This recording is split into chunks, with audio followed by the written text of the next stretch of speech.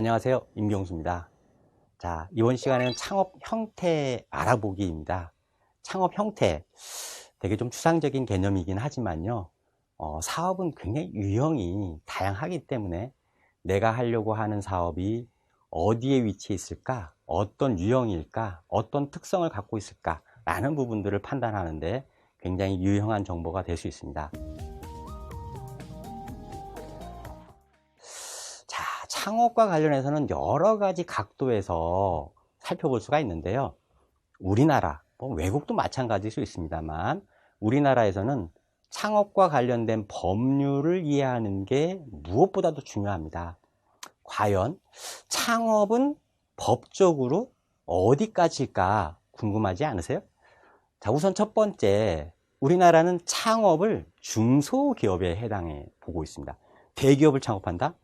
혹시 들어보셨는지 모르겠는데 대기업을 창업했다라는 말 거의 못 들어보셨을 겁니다. 우리나라에서 대기업이라는 것은요, 상호 출자 제한 기업, 흔히 얘기하는 재벌들에 해당되는 거기 때문에 창업이라는 말하고는 관계가 없습니다. 대부분 다 중소기업을 창업을 하게 되겠죠. 점포를 창업한다든지 벤처기업을 창업한다든지 소프트웨어 회사를 창업한다든지 다 중소기업인데요. 여기서 중소기업을 규정하는 부분이 바로 중소기업 지원에 관한 법입니다. 중소기업 창업지원법에 명시되어 있는 창업이라는 거는요, 중소기업을 새로 설립하는 겁니다. 자, 여기서 새로 설립한다는 건 무슨 말일까요? 중요한 기준이 되는 게 바로 사업자 등록이 되겠죠. 자, 그 다음 아주 중요한 부분이 있습니다. 이 법에는 중소기업의 창업을 연수로 두고 있는데요. 그게 바로 7년입니다. 7년이 창업 기간이라고 보는 거죠. 그럼 이 7년이 왜 중요하지? 라고 생각할 수 있는데요. 자, 우리나라에서 하는 정부, 지방자치단체의 창업 지원 정책들이 대부분 7년이라는 기간 안에 있다. 내가 만약에 자금이 부족해서 정부나 지자체의 창업 지원금을 받으려고 한다면 어떻습니까? 7년 이내에 된다라는 것으로 이해를 하셔도 무리가 없을 것 같습니다. 자, 그 다음 벤처기업 요즘 많이 얘기를 하죠. 이전부터 벤처기업이 되면 어떤 특혜를 받는다더라 이런 얘기 많이 합니다. 자, 이 벤처기업도요, 벤처기업에 관한 특별법이라는 법 안에 벤처기업을 규정하고 있습니다. 연구개발비가 몇 프로 이상이어야 되고 또 나름대로 이 벤처와 관련된 투자를 어느 정도 해야 되는지, 투자를 받은 기업, 이런 부분들을 우리가 보통 벤처기업이라고 얘기를 하는데요. 당연히 벤처기업은 창업과 밀접한 관련을 갖게 되겠죠. 창업을 하고 나서 초창기에 많은 위험이 있음에도 불구하고 그런 위험을 감수하면서 고수익을 위해서 열심히 일하는 창업자들, 자, 바로 이런 사람들을 벤처기업으로 지정하게 되는 거고요.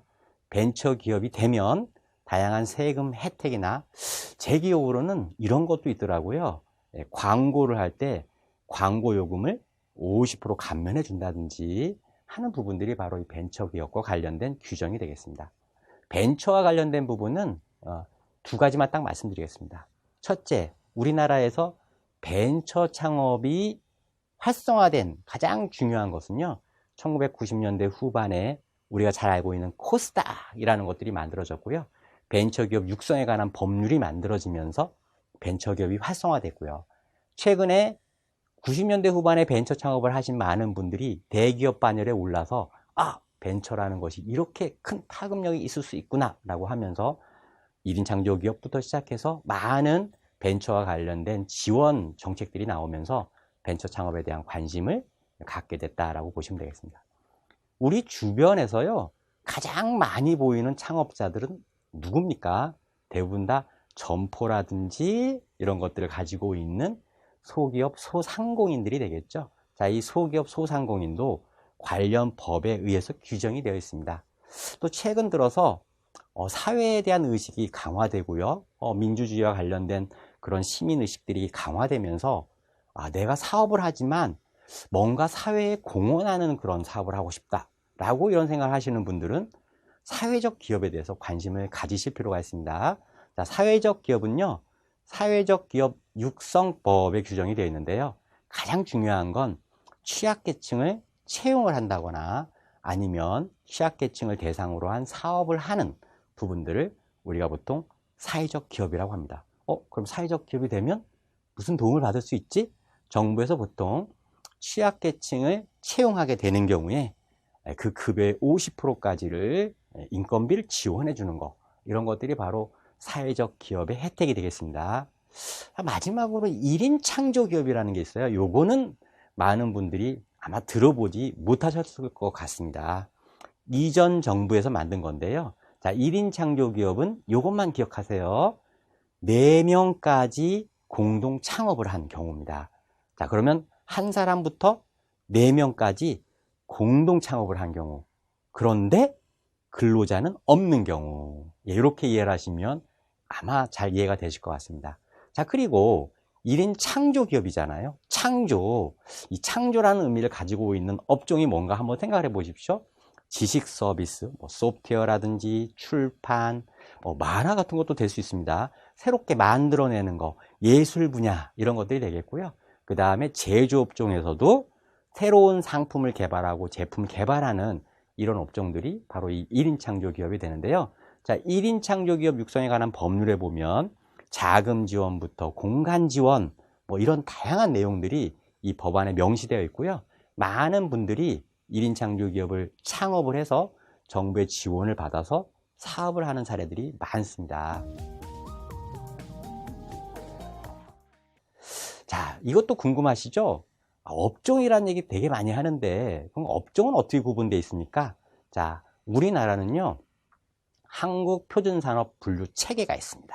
네, 이 한국표준산업 분류 체계에 따르면 농업에서 시작해서 1차 산업이죠, 제조업 2차 산업이죠, 그 다음 도소매업, 우리가 보통 유통업이라고 얘기하는 도매 및 소매, 그 다음 숙박 및 음식점, 그 다음 굉장히 넓은 범위인데요. 바로 이 서비스업이 존재합니다. 정보통신부터 시작해서 심지어는 목욕탕이라든지 수리업이라든지 복지시설이라든지, 네, 굉장히 많죠. 우리 주변에 눈만 한번 돌리면 보이는 거 있습니다. 뭡니까? 바로 학원, 교육 서비스, 이런 다양한 것들이 이 바로 서비스업에 들어가는 영역입니다. 내가 만약에 사업을 하려고 한다면 나는 무슨 업종이지? 요게 어디로 연결되냐면요, 사업자 등록으로 연결이 됩니다. 자, 우리는 보통 창업을 할 때 크게 2가지 유형 중에 한 가지를 선택을 하셔야 되는데요. 개인 창업을 하나, 법인 창업을 하나. 자, 요거는 금방 구분이 가시죠? 개인 창업은요, 주민등록 번호로 창업을 하는 겁니다. 즉, 자연인인 사람이 창업의 주체인 거죠. 그래서 개인. 착각하시면 안 되는 게 개인 창업이라고 해서 혼자만 하는 것은 아니에요. 이거는 법인이 아닐 뿐이지 공동 창업도 개인 창업의 영역에 들어가는 겁니다. 자, 개인 창업은요, 사업자 등록을 할 때 어디로 갑니까? 세무서로 가거든요. 세무서에 가셔서 사업자 등록증을 발급을 받으셔야 되는데요.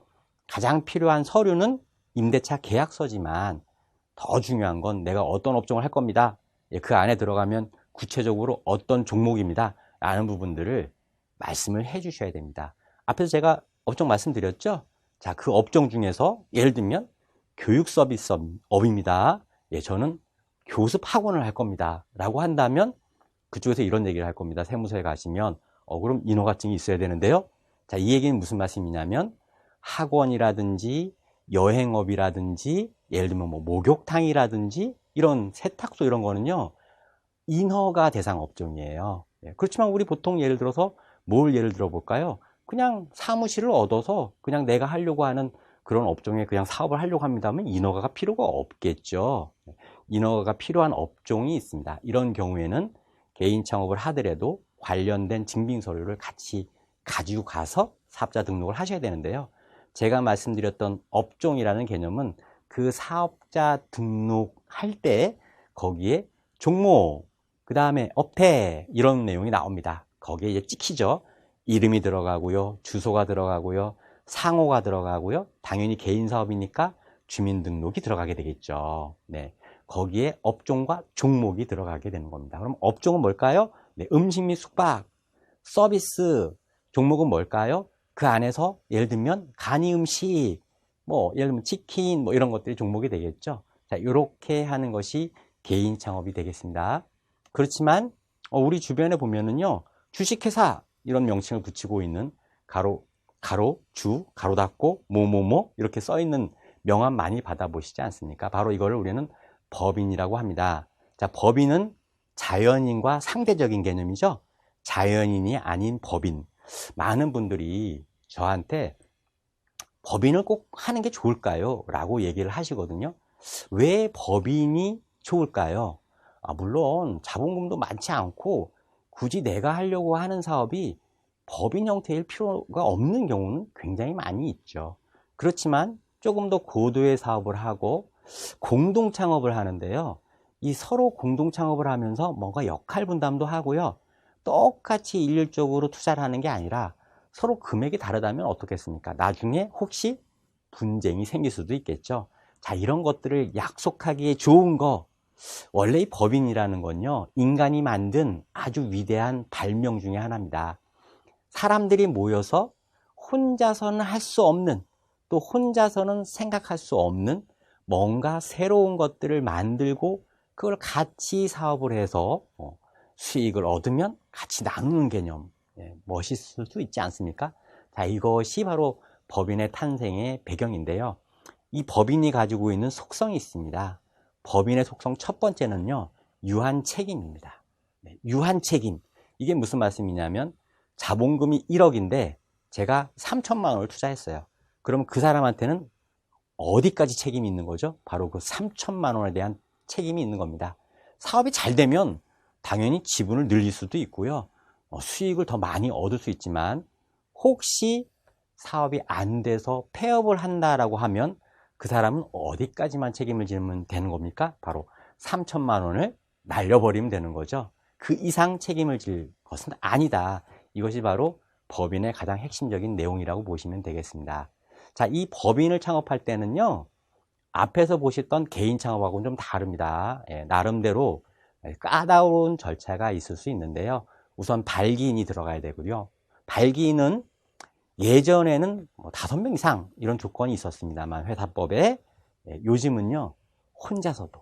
제가 1인 창조 기업이라는 것을 말씀드린 적이 있는데요. 자, 1인 창조 기업은 혼자서 할 경우도 있고 4명이 할 수도 있습니다. 자, 근데 혼자서 1인 창조 기업을 만들었다? 근데 나는 법인을 만들고 싶다? 되냐 안 되냐? 됩니다. 혼자서도 발기인 1명 이상이면 법인을 만들 수 있습니다. 또 최근에는요, 특히 우리나라 같은 경우에 창업에 대한 제한을 굉장히 많이 풀었는데요. 자본금 조건도 굉장히 유동적입니다. 예전에는요, 제가 조금 젊었을 때 사업을 했는데 그때는 5천만 원이라는 최소 자금이 필요했어요. 법인을 만들려면. 지금은 그게 폐지됐습니다. 예를 들면 100만 원만 가지고도 주식회사를 만들 수 있다, 이런 말씀이 되는 거죠. 자, 법인을 만들 때 가장 중요한 게 바로 정관을 작성하는 겁니다. 이 정관 안에 사업과 관련된 창업자들과 관련된 내용이 다 들어가 있어요. 뭐 이런 것도 있습니다. 예를 들어서 우리가 서울 어디서 사업을 시작을 했는데 뭐 1년 있다가 사업이 잘 돼서 주소를 바꿨어요. 그러면 법인의 경우에는 어떻습니까? 정관을 바꾼 다음에 사업자 등록을 또 변경을 해야 되겠죠. 자, 이렇게 정관이 굉장히 중요한 역할을 한다라는 거. 그 다음에 법인을 창업할 때는 절차가 있다라는 거를 염두에 두시고, 그렇지만 그렇다고 이게 아주 어려운 건 아니니까 그런 순서에 따라서 진행을 하시면 되겠습니다. 자, 요거를 좀 업종적으로 조금 더 설명을 드려볼게요. 보통 우리 뭐 소기업, 소상공인 이렇게 얘기를 하면 크게 3가지 업종으로 구분을 합니다. 뭘까요? 첫째, 외식업이죠. 많은 사람들이 외식업에 대해서 한번 해볼까? 이런 생각을 하지 않습니까? 그 다음 2번째가 뭘까요? 유통업입니다. 사실 정확한 명칭으로는 도매 및 소매업이 되겠습니다. 그 다음 3번째, 서비스업입니다. 미용실부터 시작해서 세차장, 뭐 굉장히 많죠. 학원, 뭐 이런 것들, 뭐 스포츠 센터, 이런 것까지 모두 다 서비스업에 해당이 됩니다. 자, 그러면 외식업을 한번 볼까요? 외식업은 어떻게 구분할 수 있을까요? 물론 한식, 일식, 중식, 국적별로 구분할 수도 있죠. 저는 한번 나름대로 이렇게 구분을 해봤어요. 한번 보시죠. 시간대별로 한번 구분을 해보자. 보시면 아침, 점심, 저녁. 왜냐면 이게 외식이라는 게 먹는 거니까 아침, 점심, 저녁 이렇게 생각할 수 있는데 어떤 사람이 한번 이런 생각을 해봤습니다. 왜 꼭 아침, 점심 구분해야 되지? 요즘 사람들 아침에 밥 안 먹고 직장에 가면서 간단하게 요기를 때우고 내지는 점심시간 전에 그냥 뭐 잠깐 사갖고 가서 일하면서 먹고. 자, 이걸 뭐라고 하죠? 우리 보통 브런치 시장입니다. 아침과 점심 사이에 있는 거. 아, 요즘 또 올빼미족이 굉장히 많죠? 예. 밤 12시가 넘었는데도 일을 하거나 게임을 하거나 뭐 채팅을 하거나 뭐 굉장히 많습니다. 자, 이런 사람들이 배고프니까 전화를 하죠. 배달을 시킵니다. 예. 그럼 무슨 시장이라 그러죠? 야식 시장입니다. 자, 이렇게 시간대별로 외식업의 형태를 고찰해 볼 수도 있고요. 고객에 따라서 고찰을 해볼 수도 있습니다. 자, 유통업과 관련된 부분 간단하게 한번 말씀드려 볼게요. 유통업은요, 7가지의 조건을 갖추셔야 됩니다. 당연히 유통을 하려면 내가 생각하는 적합한 자재가 획득이 돼야 되겠죠. 내가 식품 유통을 한다.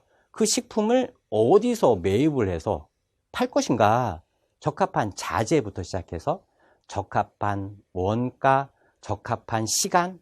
적합한 시간이라는 거는 예를 들어서 제가 아주 신선한 채소류를 유통을 하려고 한다면 그 신선한 채소가 연중, 사계절, 지속적으로 공급이 되지 않으면 여름에만 사업하고 겨울에는 논다?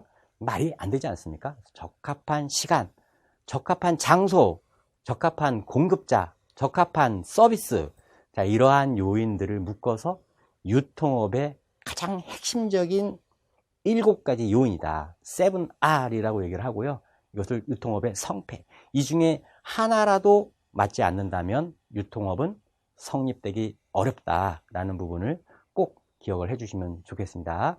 자, 그 다음 서비스업인데요.